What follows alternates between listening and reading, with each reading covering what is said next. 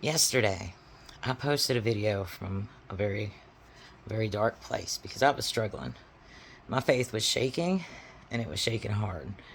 Not my faith in God and Jesus, as I said in that video, but in in that God could have anything good in store for me. Because every time I turn around, something else is going wrong and making life just a little bit harder, you know.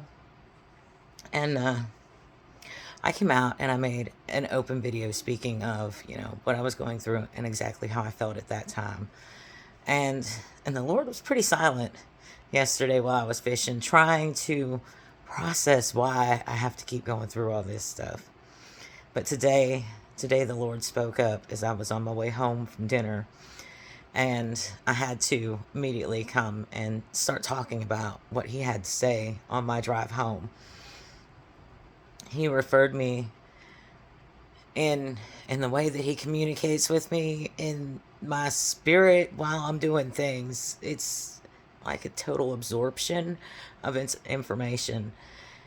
He led me to scripture that talks about from Paul, who talks about glorifying Christ in his weakness. And then the Lord had a few things to say to me. He told me, one, my faith is underdeveloped. And I absolutely agree with that. I am 10 years new to this game, but he's in charge, and I'm towing the line as best I can as I'm growing. Two, he told me iron takes many strikes to forge. Pretty clear, got the message. All right. And three, there is no glory for me in your weakness if you hide it from the world. And that one is not just for me. It is for every believer out there who hides when they struggle the most. There is no glory for him in it. And we, as Christians, to show his glory in somebody else's weakness is to be their strength when they are weak.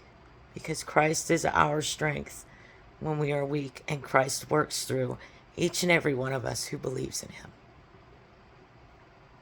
I was real time posting my experience that led to the video I made yesterday on my personal Facebook account privately with the group of, I think it's a little over 200 people that have come along with me on my journey there. And some of them have reached out, in messages to give me comfort. And this morning when I went into my church, where many of my Facebook friends are in the church house with me, they offered much comfort. I got a hug I needed so bad after 3 days of shaking over the information I learned over the weekend.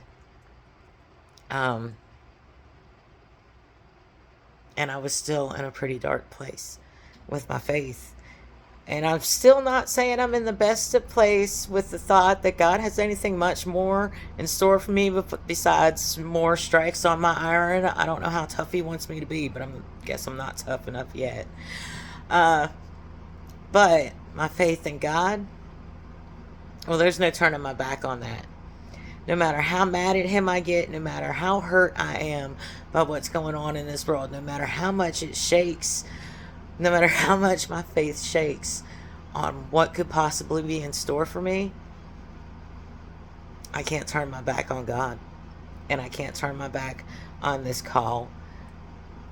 Jonah got mad at God several times, and he kept trying to turn his back, and it didn't work for him either. So, I can check it with Scripture, and I can confirm that there's no going back once you come to God completely and wholly. No matter how weak you are, you always go back to him, because no matter how we feel, God is still God, and he'll always be who he is.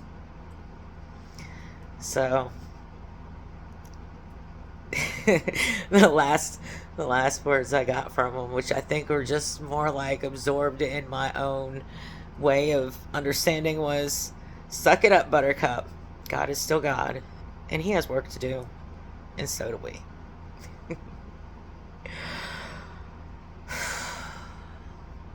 not really thrilled with everything that I've had to put up with this week, and I know the next week's not going to be much better. I move back in my car tomorrow morning, but I'm still going with God. Even if I'm not bright and perky and thrilled about the idea sometimes, I'm still with Him. I hope you guys are blessed. Have a wonderful evening.